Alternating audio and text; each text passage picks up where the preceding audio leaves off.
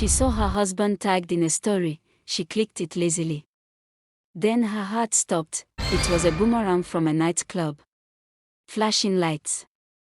Bottles of champagne, and right in the middle, dancing like he owned the place, was her husband Gabriel. He wasn't alone. 2 girls clung to him like ornaments. And one of them was wearing the exact 26-inch bone straight wig Tenny had sold to Biola, a woman she knew too well. Biola was a notorious connect in their area. She lived off pimping young girls to rich men. Tenny had avoided her carefully, but business was business. So whenever she paid cash for wigs, she delivers and never asked questions. The caption under the video cut her deeper than a knife. Big G living his best life. Fire money with wings, #Noah Holloman, #outside every night. Her hands shook. Her chest tightened and her ears rang with the sound of her own heartbeat. She tapped on her profile. More videos. More laughs. Gabriel spraying cash. Gabriel kissing a girl's neck. Gabriel, her husband. The man who had left her vomiting and lonely at home. Living like a king in a rented kingdom of lust, Tenny dropped the phone and ran to the bathroom, throwing up again. But this time, it wasn't pregnancy. It was pain. By evening, she was a ghost in her own house. She cooked something small to force down the prenatal vitamins, but she couldn't eat. Gabriel strolled in past 11 p.m., smelling of alcohol and expensive perfume that wasn't his. "Go and get me my food," he mumbled. Tenny wanted to scream. An advice crept into her mind: put something in his food to end him and have your peace. But she told herself that she is not a terrible person and would do no such thing. She served him food and went back to bed without saying anything to him, even though she was hurting so much, because she realized that night that she wasn't just carrying a child, she was carrying the weight of a marriage that was already rotting from the inside. The next morning, Tenny was still curled up on the couch, trying to force down a piece of bread into her stomach when the door burst open. Her mother-in-law stormed in like a hurricane. "Where is that boy?"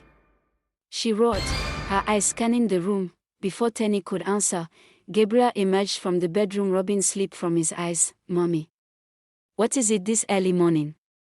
She marched straight to him and slapped him across the face. Tenny moved back in shock. Gabriel's face lit up immediately. Mommy, what did you do that for?" he asked, rubbing his cheeks. "So you want to end up like your father, ABI? After all our talk? I thought we agreed that after marriage, no more night parties. Yesterday, I saw the video with my own eyes on your sister's phone. You were in the club, spraying money, and hugging girls like an animal." Gabriel frowned. "Mommy, calm down. It was just one night. She screamed. "The same one night that ended your father before 40. You want to destroy your home and disgrace this innocent girl. I'm not a child anymore, I'm a grown man now, you don't order me around," he said as he tried to walk away, but she grabbed his arm. "Sit down here and hear me. Being a grown man does not give you license to act like a goat. If you want to be seen like one, then act like one. Gabriel, you now have a wife, and soon I know God will bless you with a child." Then she turned sharply to Tenny and observed that she was pregnant. She paused and walked quietly to her.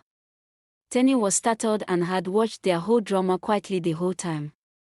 Which kind of a crazy family is this? So, Gabriel lived the life of the party. How comes she never knew when they first dated before their previous split? "Tenny, you're pregnant," her mother-in-law said, patting her shoulder. Her question jolted Tenny back to reality. Tenny nodded, affirming her suspicion. She dropped into a chair, tears filling her eyes. "Why didn't you tell me?" "Oh, my first grandchild. God, I thank you. I hope you are not passing through stress," she asked with so much concern and love. Tenny couldn't answer. The tension in the room was already too much for her to add the episode of the whole journey she has been through since their wedding. But her mother-in-law understood the silence perfectly. Then her face hardened as she turned to Gabriel. "If you don't change for this child, I will disown you myself. If anything happens to Tenny or this baby, you will know who I am." Gabriel jumped up, anger flaring. Mommy, I'm tired of this talk. I'm not my father. I just want to enjoy life a little. Marriage is not prison. Mama Gabriel's voice shook with fury. Enjoy life. With pimps and drunkards. Keep it up, and life will enjoy you in the grave like it enjoyed your father. Mommy, are you wishing me dead? No, but you are the one wishing yourself by the path you have chosen. Why do you look so scared? Are you better than those who have gone? Silence fell. Gabriel stormed into the bedroom and slammed the door. Tenny stood frozen, clutching her stomach. Mama Gabriel shook her head and said quietly, "My daughter. I love you. Please give me time, I will fix him." Then she asked her, "But how do you fix a 35-year-old man? He is already dried, and can't be bent." She looked at Tenny with so much pain in her eyes. "My daughter, you are right, but I'll try, I promise you that." Tenny stared into space and told herself, "Tenny, it looks like you are in for a long ride."